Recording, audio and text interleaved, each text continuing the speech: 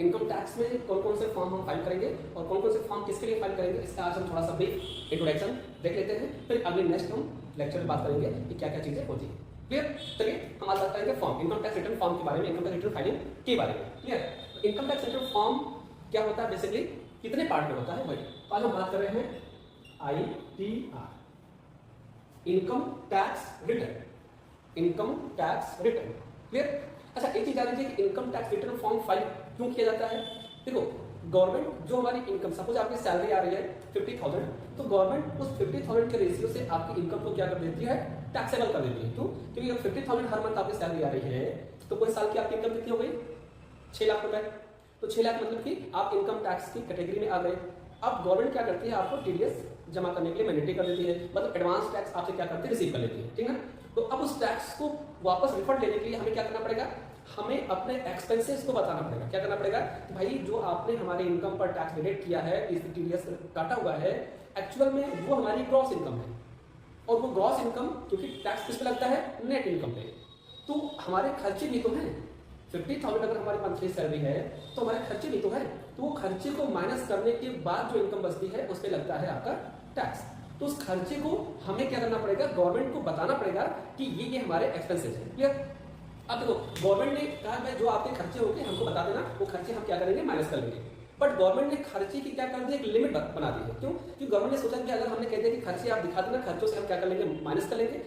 तो अगर हम खर्चे दिखाए तो बहुत सारे खर्चे दिखा सकते हैं, भाई हमने 50,000 कमाए, 50,000 खर्चे हो गए, बचे एक भी नहीं। तो गवर्नमेंट ने यहाँ पे क्या कर लिया, थोड़ा सा दिमाग यूज किया, माइंड यूज किया और क्या कर दिया, खर्चों की एक लिमिट बना दी, जिसे हम कहते हैं डिडक्शन।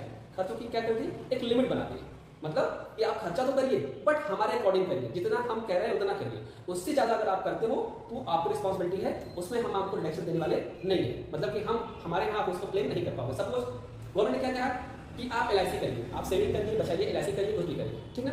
लेकिन LIC हम पूरे साल का 1,50,000 रुपए ही आपको दे पाएंगे।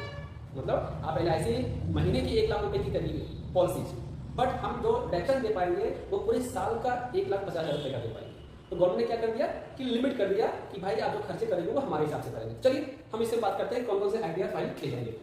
तो फर्स्ट हम सभी जानते हैं कि ITR 1 क्या होता है, ITR 1। उसके बाद हम फाइल करते हैं ITR 2, ठीक है।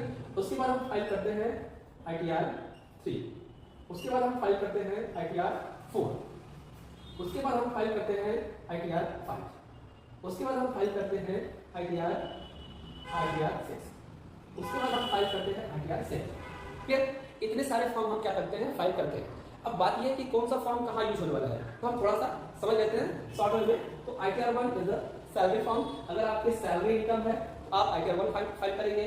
ITR 2 क्या है, ITR 2 है भाई जो, क्योंकि ITR 1 की लिमिट क्या है, ITR 1 की लिमिट है 50 लाख।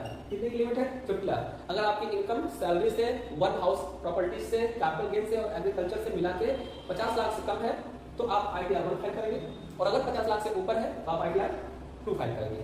क्लियर?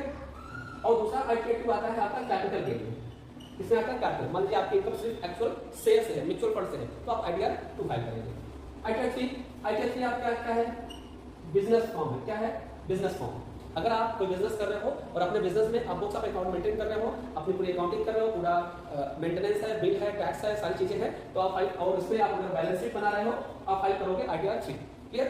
नेक्स्ट है ITR 3 और कौन फाइल कर सकता है, तो अगर आप किसी कंपनी के डायरेक्टर हैं तभी आप ITR 3 ही फाइल करेंगे। नेक्स्ट है ITR 4। ITR 4 भी क्या है, बिजनेस फॉर्म है, क्योंकि ITR 4 क्या है, बिजनेस फॉर्म है, बिजनेस ही फाइल होता है। बट ITR 4 कहता है प्रेजेंटिव बेस्ड इनकम।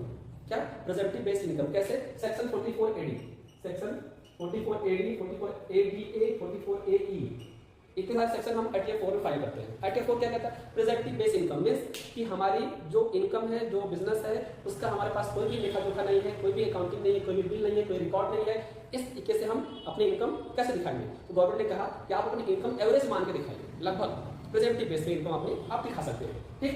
पर गवर्नमेंट ने एक बाउंडेशन और कर दिया, क्या कि आप जो अपनी इनकम दिखा रहे हो उसका नेट प्रॉफिट आप 8% और 6% से कम नहीं दिखा सकते।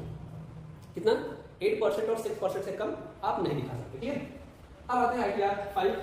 ITR 5 क्या होता है भाई, ITR 5 आपका पार्टनरशिप फर्म के लिए, इसके लिए पार्टनरशिप फर्म। ITR 5 कहाँ फाइल होता है, पार्टनरशिप फर्म में फाइल होता है। आइटम 6 कहाँ फाइल होता है? सबसे फेमस काम है company, private limited company. Item 6 किसके लिए होता है? प्राइवेट लिमिटेड कंपनी के लिए होता है। आइटम 7 किसके लिए होता है? आइटम 7 होता है एनजीओ, सोसाइटी, ट्रस्ट। ये क्या है? आईटीआर 7 है। ये आईटीआर 7 फाइल होता है एनजीओ, ट्रस्ट, सोसाइटी।